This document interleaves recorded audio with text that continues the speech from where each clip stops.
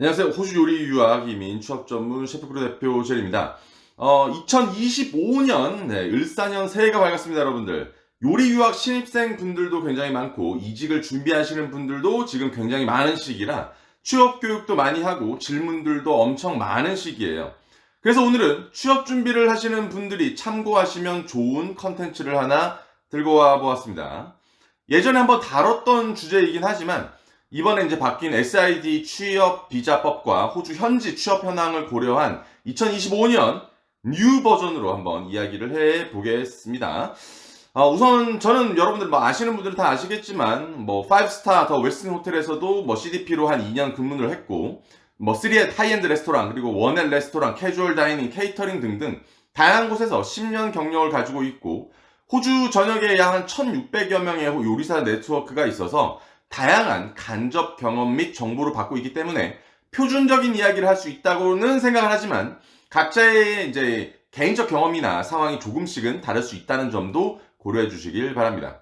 오늘의 이야기는 4성급 혹은 5성급 이상의 인터내셔널 프랜차이즈 호텔을 기준으로 할 거고요. 한국의 요식업이 아닌 호주, 서양권에서의 업무 취업 환경을 여러분들 말하는 거라는 거 미리 알려드리겠습니다. 첫 번째 이제 궁극적인 목표가 다르다. 제가 호텔에 입사를 했을 때 가장 먼저 들었던 것은 호텔은 매니지먼트를 배워야 한다라는 말이었습니다. 일단 저는 이 부분은 동의하지 않는 말이었고 호텔이든 레스토랑이든 우선 음식을 배워야 하고 시스템에 익숙해져야 하며 메뉴와 요리가 우선시 돼야 되는 거는 어딜 가든 여러분들 그냥 마찬가지예요. 레스토랑이라고 기술만 이렇게 주구장창 배우는 것도 아니고 요리와 메뉴 개발에만 신경 쓰는 것도 아닌 다양한 경영적 매니지먼트를 해야죠. 엑셀 프로그램을 배우고 코스트 계산도 해야 되고 스케줄 관리, 미팅 관리, 예산 관리 등등 수셰프 이상의 분들은 호텔이든 레스토랑이든 많은 것들을 해내야 됩니다. 하지만 호텔에서 CDP부터의 역할은 레스토랑의 CDP와는 약간 차이가 나기 시작해요. 일단 레스토랑에서 CDP까지 올라가는 건 어렵지 않을 수도 있어요. 쉽다고 말해도 됩니다. 일 잘하고 1, 2년 정도 인정받으면 CDP를 주는 경우가 진짜 허다합니다. 하지만 호텔에서는 굉장히 어려워요. 우리나라에서도 5스타 호텔에 CDP를 달려면 아마 평균 한 10년 정도는 걸릴 거예요. 여담이지만 외국에서는 이보다 적게 걸리고 제 케이스를 예를 들어보면 제가 요리한 지 한 5년 차에 5스타 호텔 더 웨스틴 호텔에서 CDP를 달았는데 한국으로 돌아가면 인정을 이대로 못 받아요, 여러분들. 아무리 상사를 하더라도 어리고 경력이 적은 상사를 무시하는 문화가 한국에는 존재하니까 여러분들 에드워드 권 셰프님의 자서전 7개의 별을 요리하다를 보면 알 수 있습니다.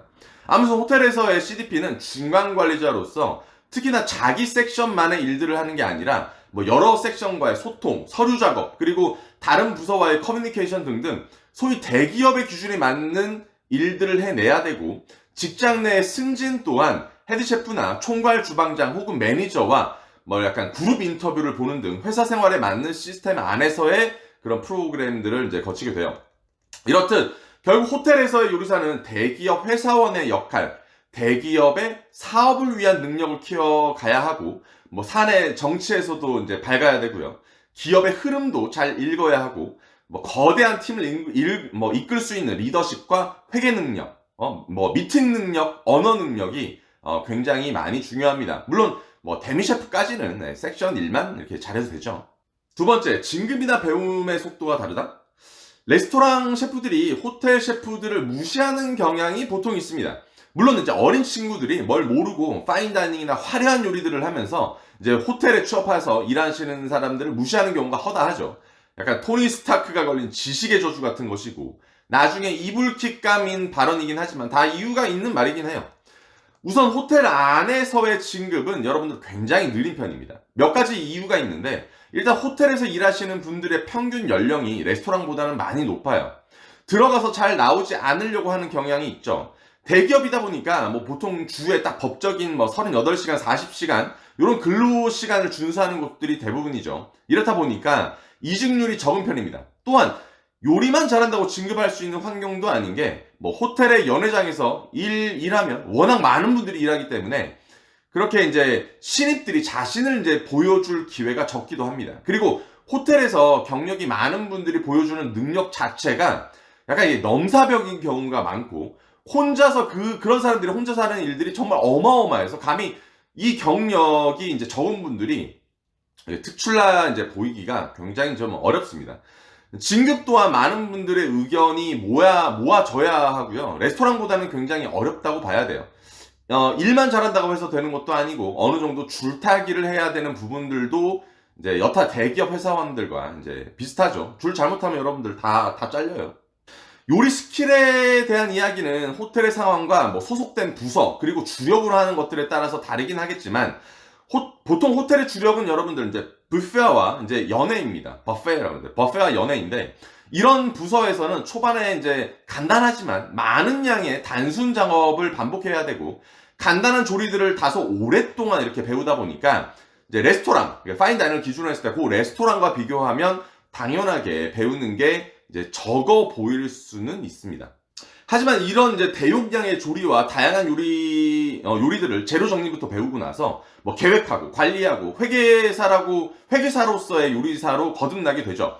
이렇게 대량 조리를 연속적으로 진행해야 되는 이제 연회, 이제 방퀴 이런 이제 연회 관리 셰프들은 보통 익제큐티브 수 셰프부터 이제 맡게 되는데 엄청 많은 사람들을 관리하고 지휘하고 그날 이제 행사 당일 일어날 수 있는 모든 상황에 대비한 이제 그런 경험을 가지고 있지 않으면 여러분들 안 되겠죠.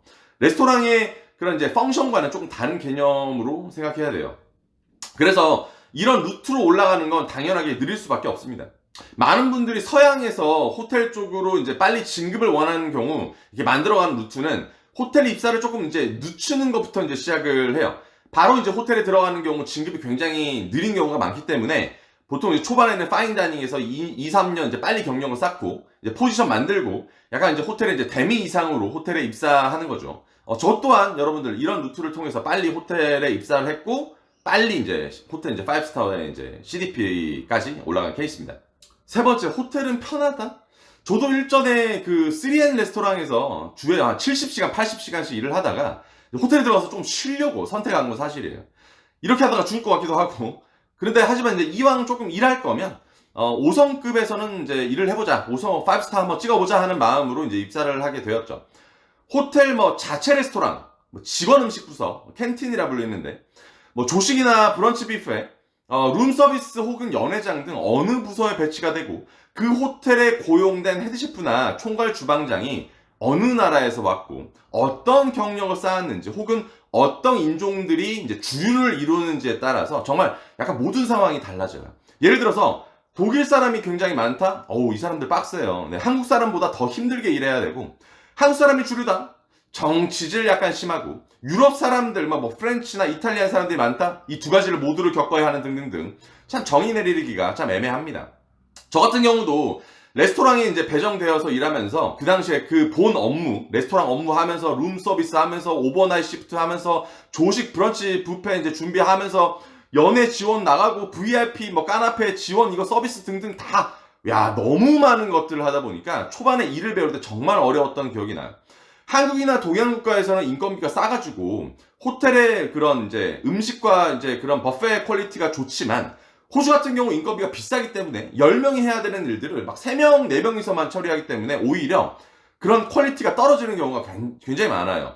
그 일을 하는 요리사들도 이제 진짜로 많이 다양한 능력들을 필요하고 일을 잘하는 사람들 요구를 하기도 하고 특히나 이제 서류상 관리해야 하는 것들과 이제 굉장히 그렇게 좀 엄격하게 이제 보고 체계가 이런 체계에 익숙하지 않다면 호텔 업무에 금방 이제 여러분들 지치시게 될 겁니다.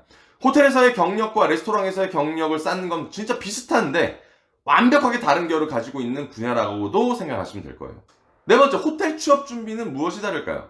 보통 호텔은 이렇게 트라이얼이라고 하는 실습 인터뷰로 고용을 대부분 하지 않고 인터뷰를 통해서 뽑는 경우가 대부분인데 저도 대미 셰프 지원했을 때 총 주방장님과 헤드 셰프님이 1시간 반 동안 인터뷰를 했던 기억이 납니다. 얼마나 쫄렸던지.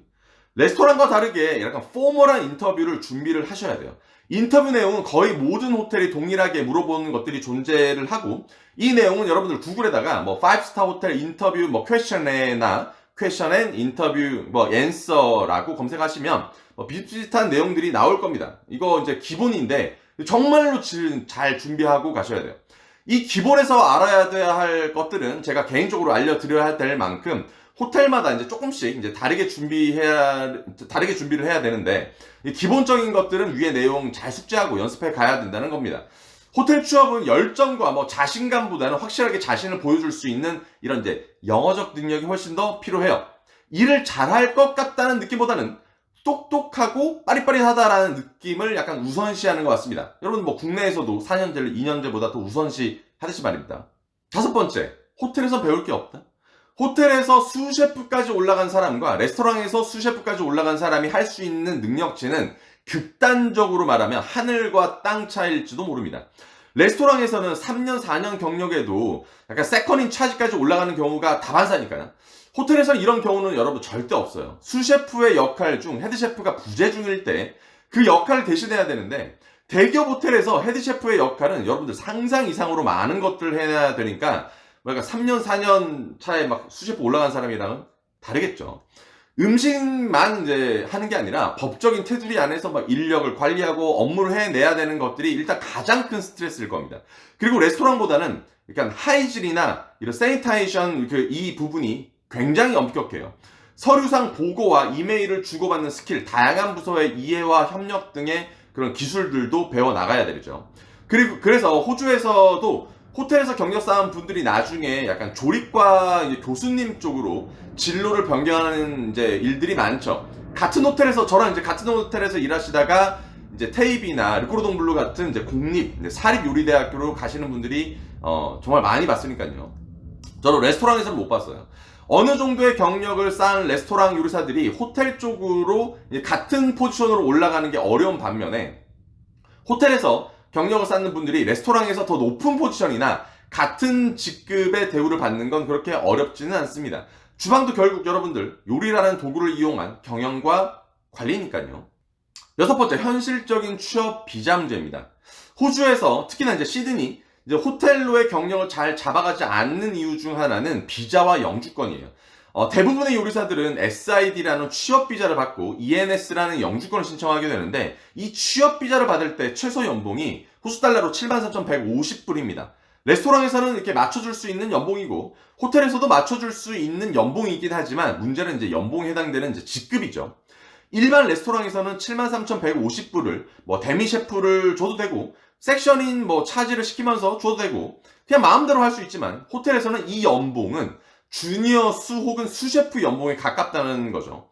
일 잘하는 데미 셰프를 취업 비자를 줘가지고 4년 동안 잡아놓을 수 있는 게 레스토랑은 이렇게 가능하지만, 호텔에서는 이제 맞는 직급까지 줘야 된다는 게 약간 이제 현실적으로 사실상 불가능해서, 호텔에서 경력을 쌓으시는 대부분이 나중에 레스토랑으로 이직을 하거나 다른 지역 쪽으로 옮기게 됩니다.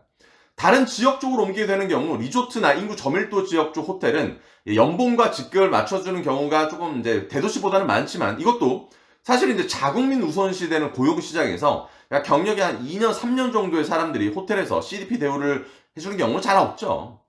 호텔에서도 자체 레스토랑이나 이런 이제 호텔 브랜드 레스토랑에서는 이와 같은 것이 좀 이제 덜하지만, 조식, 약간 브랜치 뷔페 혹은 연회장이나 룸서비스 같은 포지션은 스폰서와 영주권 비자가 이제 불가능에 이제 가깝다고 생각하시면 될 거예요. 그래서 경력 없는 요리 유학생들은 웬만해서는 레스토랑 쪽이나 레스토랑 쪽으로 경력을 쌓아 나가시다가 호텔 쪽으로 진로를 변경하는 걸 나중에 고려하시는 게 좋습니다. 물론 호텔마다 다 그런 게 아니라서 인터뷰를 보시면서 이것저것 질문을 해 보셔도 되고요. 특히 이제 월드 프랜차이즈 호텔을 제외한 약간 로컬 호텔, 로컬 뭐 4스타, 5스타 호텔이나 호주 브랜드 호텔이나 리조트 호텔은 빡빡하지 않으니까 이력서를 내보시면 될 겁니다. 자, 오늘은 이제 호주 호텔과 레스토랑 쪽 이제 취업 환경과 진로 그리고 비자 등에 대한 비교를 여러분들 짧게 알아보았는데요. 사실 이야기할 것들이 넘쳐납니다. 제한된 시간에서 이제 여러분들께 이제 중요한 정보만 드리려다가 하다 보니까 다소 이제 저의 이제 개인적 경험에 의한 정보나 대중적인 개념만을 전달해 드린 것 같은데, 어차피 요리 유학을 오셔서 진로 상담을 하시면 계속해서 저와 이런 이제 고민들을 이야기해 나갈 거예요. 네, 저희는 셰프 크루이잖아요. 네, 네, 알겠습니다. 네. 늘 여러분들 건강하시고 체력 관리, 열정 관리 하시길 바랍니다. 안녕. 뭐야, 그냥 급하게 끝난 것 같은데?